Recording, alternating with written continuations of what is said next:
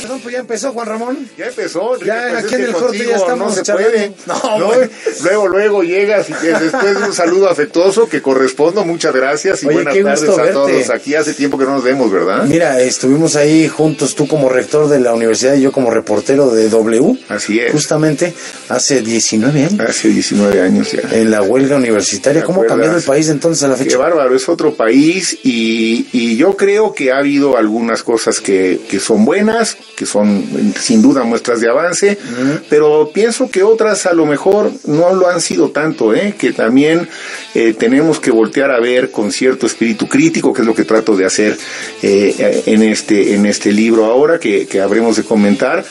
Tratar de entender por qué algunas cosas no han avanzado lo que hubiésemos supuesto que iban a avanzar. Y yo te tengo una teoría. A ver. Después de ver los 7 capítulos de tu libro, y que además que es como una especie de rayuela que está padre.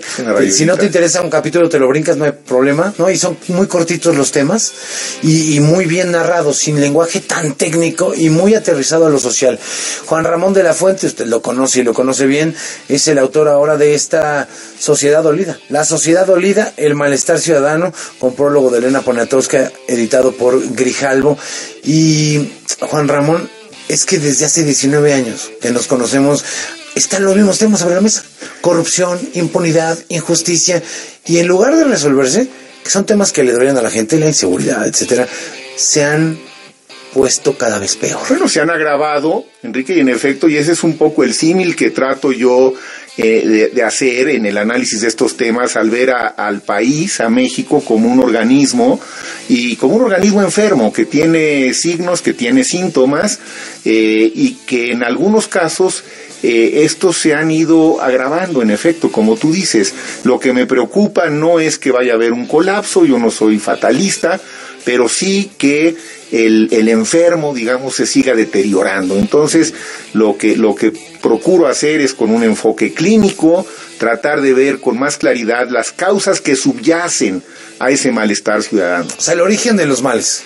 Pues por lo menos parte del origen, llegar a la raíz, en efecto. A veces se puede con más elementos, a veces quizá el diagnóstico tenga que ser presuncional, no definitivo, pero vamos, finalmente hay una propuesta, hay un análisis. Me baso mucho en los aspectos psicosociales.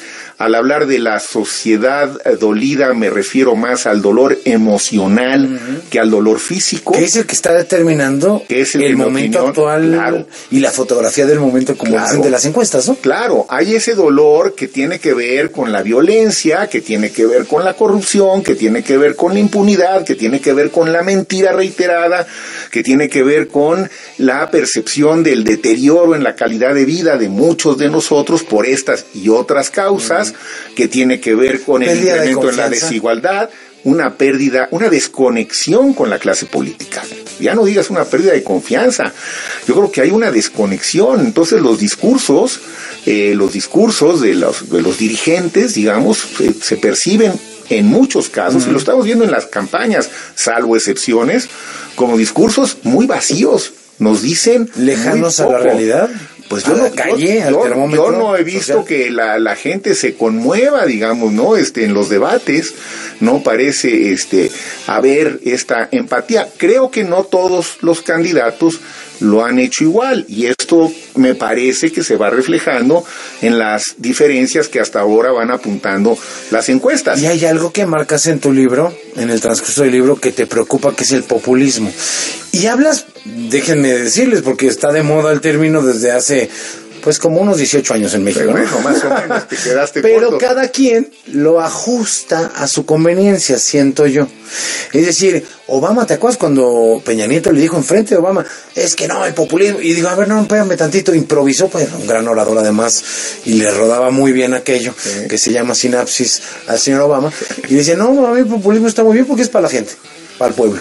Sí, y yo creo que yo coincido con Obama. A ver, a mí tampoco me Me preocupa que en una campaña electoral como estamos viendo haya propuestas populistas, creo que de todos los candidatos. Sí, darles tarjetas rosas o darles sueldo a las amas de casa o pensión universal, no, o medicinas gratis, o en fin, todas ellas son medidas populistas, pero son medidas populistas que a mí me parece que no tienen demasiada trascendencia. Tampoco creo que van a resolver los problemas. Son, como conversábamos hace unos minutos, son como darles mejorales, ¿no? al malestar social, y digamos, no resuelven de fondo el problema. Ganan campañas, tal vez. Ganan campañas y generan, digamos, en ciertos sectores de la población, restituyen a lo mejor un poco la confianza que no existe, la credibilidad que no existe, hay una mayor conexión, y si eso se logra, a mí me parece que está bien, porque lo que necesitamos como sociedad dolida, y para aliviar un poco nuestro malestar, es empezar a construir nuevamente una confianza en los líderes y en las instituciones. Construir comunidad. Construir comunidad. Qué difícil en tiempos del individualismo electrónico, donde estás con todos y con nadie. Pues fíjate que es difícil y al mismo tiempo lo veo plausible. ¿Por qué?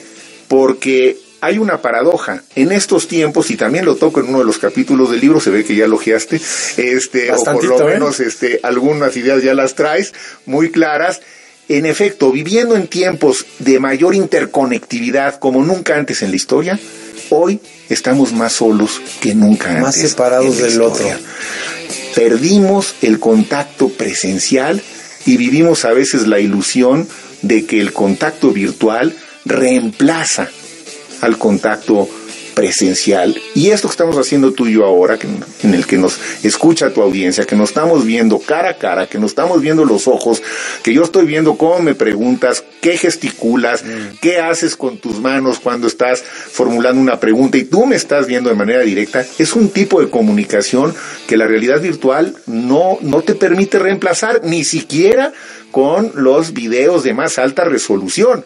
Hay algo que no podemos dejar a un lado, y que claro, y que nos está faltando, y sobre todo entre los jóvenes, Enrique, y que creo que también explica en cierta forma esta suerte de desencanto que está viviendo la juventud, y que está ligada, y también lo tocó en el libro, a un incremento en las tasas de depresión, entre ellos obesidad, adicciones, y algo que me preocupa mucho, que es el suicidio en los adolescentes. Está creciendo. Se está disparando. Mira, en las jovencitas mujeres entre los 15 y los 19 años, el suicidio es la segunda causa de muerte. No puede ser.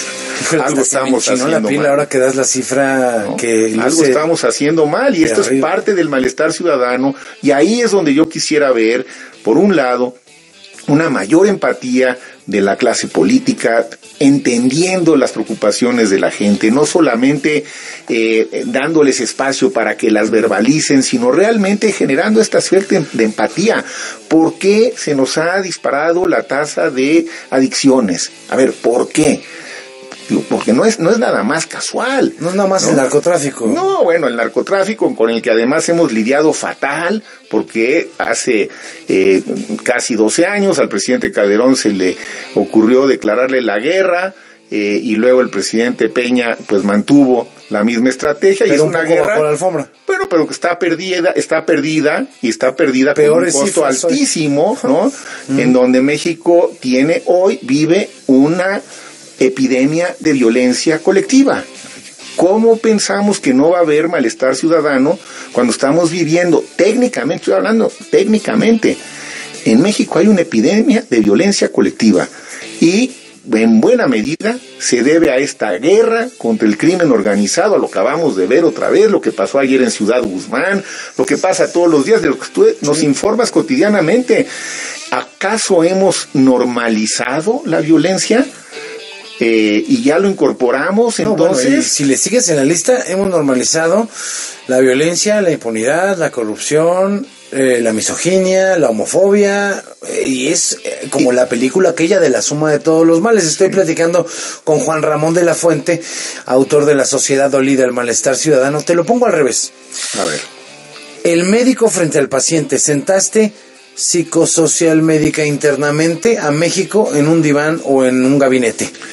Intenté hacer un diagnóstico clínico, sí señor. Y tienes ese hilo conductor. Pero ¿y el paciente? No tiene responsabilidades, es decir, claro. El paciente se automedica, el paciente no sigue la dieta, el paciente no va al médico a su cita. O sea, el paciente también tiene responsabilidades, es decir, no, también es responsable de este alejamiento, ¿no? Sin duda, a ver, Enrique, de solo ir a votar. Cuando tú vas a ver, si cualquiera de nosotros pasa por una crisis emocional, como creo que está ocurriendo en México colectivamente, y vas a ver un terapeuta y le platicas cómo te sientes, y después de escucharte, si es un agente competente, probablemente lo primero que te diga, bueno, ¿y qué vas a hacer al respecto? Es un poco lo que tú estás diciendo. A ver, y entonces la sociedad, ¿dónde queda? Porque somos nada más víctimas y vamos a quedarnos victimizados, lamentándonos en las sobremesas, en los análisis que hagamos de la realidad que vivimos. Yo creo que tenemos que salirnos de ahí. Tenemos que empezar a ser parte de la solución. No depende enteramente de nosotros, pero una sociedad que se queda pasmada y que se queda pasiva y se queda victimizada es una sociedad que difícilmente va a cambiar su destino. Oye, y lo que tenemos que hacer es ir al doctor hasta que ya te duele cañón, o que ya tienes la gangrena ahí a flor de piel, o bueno, y además poder escoger un buen médico. Además, déjame decirte que parte de lo que yo propongo en esta serie de ensayos, como es este diagnóstico clínico, es pues si alguien no está de acuerdo con ellos, siempre puede consultar una segunda opinión a otro médico, ¿no? Y no pasa nada. Yo estoy el único propósito que tiene el haber escrito esto es estimular un poco el debate, la reflexión, como lo estamos haciendo ahora tú y yo, y afortunadamente creo que sí, eso en sí mismo empieza a ser terapéutico. Eso en sí mismo, el empezar a reflexionar sobre nuestros problemas y tratar de ir encontrando soluciones y alternativas, empieza a ser terapéutico. Yo creo que estamos en la coyuntura electoral. Para muchos, Enrique, creo que el salir a votar con libertad, con plena libertad, e ir y ejercer su voto como un derecho puede ser terapéutico. Puede ser el sentirte que estás haciendo algo que puede cambiar tu propio futuro, que puede incidir en tu propio destino. Lo haces con convicción, lo haces con libertad y eso sí también con la exigencia de que la autoridad correspondiente respete el voto de cada uno de nosotros. Entonces, hay muchas formas de empezar a dejar esta situación de estar sintiéndonos nada más víctimas y estar lamentándonos de todo lo que nos pasa. Hay que reflexionar al respecto y hay que plantear soluciones. La sociedad tiene la obligación y tiene la posibilidad de plantear más alternativas para incidir en nuestro propio destino, en nuestro propio futuro, como hacemos o tratamos de hacer en nuestras vidas individuales. ¿Te preocupa que en esta campaña electoral, a diferencia de otras, presidenciales me refiero, el ente social conocido e importantísimo para nuestra transformación y mejora constante como universidades públicas estén automarginadas, me parece, del debate electoral? Están mucho menos presentes que en otras ocasiones. Sí, ¿qué ha pasado? Ahí también yo creo que la universidad también tiene que hacer su propia autocrítica y entrar en un proceso de reflexión al interior de ella. ¿Por qué las universidades no están haciendo más planteamientos? Porque tienen el talento, hay gente muy brillante en casi todas las especialidades y yo creo que sí se han aislado. En efecto, se han aislado un poco más. Ibero hoy que están, digamos que en la nota de coyuntura. De coyuntura. Pero el resto de las... ¿Qué ha pasado? Pero sobre todo las propuestas. Yo creo que nos hace falta un diálogo intersectorial. Que esto es algo que a México le hace mucha falta. Mira, ¿por qué no avanzamos como quisiéramos a veces? Creo yo que uno de los problemas es que en México los banqueros hablan con los banqueros, los empresarios con los empresarios, los políticos con los políticos, los académicos con los académicos, los jóvenes con los jóvenes. Como en guetos. Bueno, como en guetos. Por eso qué bueno que hoy se reunieron los candidatos, entiendo, no sé si todos o van a ir todos con el Consejo Mexicano de Negocios. Ayer y hoy. Bueno, está bueno, eso tenemos que hacerlo mucho más.